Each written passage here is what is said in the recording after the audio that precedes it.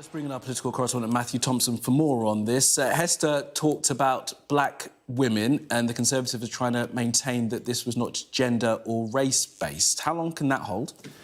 It's the obvious question to be asking today. I mean, I think the first thing I saw when I've seen a succession now of Conservative ministers coming out to not defend these comments, criticise them, say that they were wrong and inappropriate, but not go as far as to say that they were racist. Well, the question then is, well, what did he actually say? If he said something that he deems was worthy of a response, he says, Frank Hester says he's tried to call Dianne Abbott twice to apologise. What did he actually say?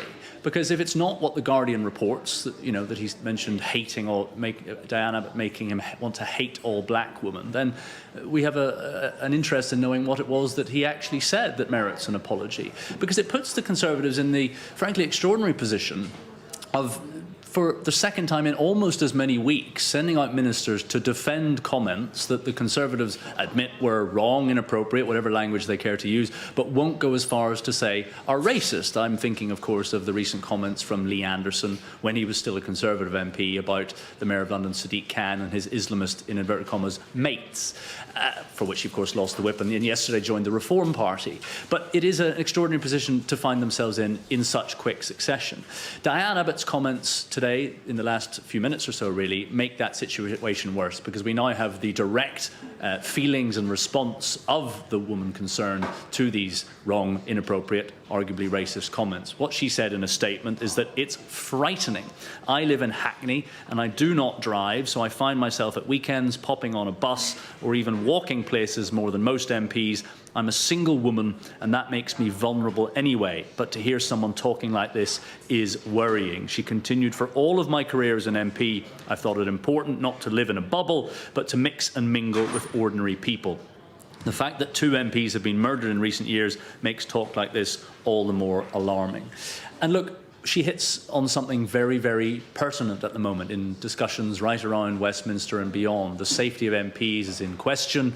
It has been all the more in the spotlight because of the protests and things taking place after the October the 7th attacks on Israel and the subsequent Israeli invasion of Gaza. But it has always been a problem. I mean, Dianne Abbott mentions both Joe Cox and Sir David Amos, who lost their lives. Talk like this is dangerous. No one is suggesting for a second that Frank Hester actually wanted to shoot Dianne Abbott, but comments like that feed into a climate in which many MPs on all sides of the House of Commons feel increasingly unsafe.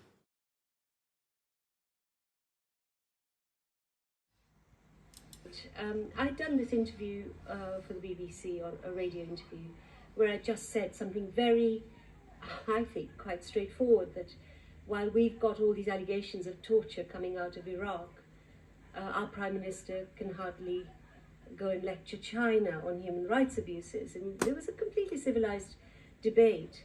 And that's what apparently prompted this Tory councillor to tweet what he did. I don't tweet. I didn't know what had happened until quite late at night when a friend rang me and said, you know, did I know this had happened? My daughter was obviously knew, she's a teenager, she understands all this stuff. And she was very distressed before she went to bed, saying, you know, why did I have to be a journalist? You know, why do you have to be a journalist, Mum? You know, every time you go and open the door, I think somebody's going to shoot you. I thought, this is really strange. She never says this. Then I realised why she'd said it, because she'd obviously had all this. And I was really upset. Actually, I wasn't angry. I was really upset. Kind of emotionally wound up about it, that, you know, why did this man think he could say this over just a normal democratic debate? And you know, I've been kind of trying to get through that, and then I thought, actually, this is incitement. I get a lot of threats as a journalist. I get a lot of threats, either from Muslim militants or racists, and this was incitement in my eyes. And if I had written that about him, I would have been arrested. And we know that's been happening. Yeah.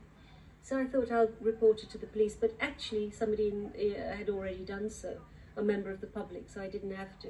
I do not accept his apology. And if he says it's a joke, stoning a woman is never a joke. It cannot be a joke.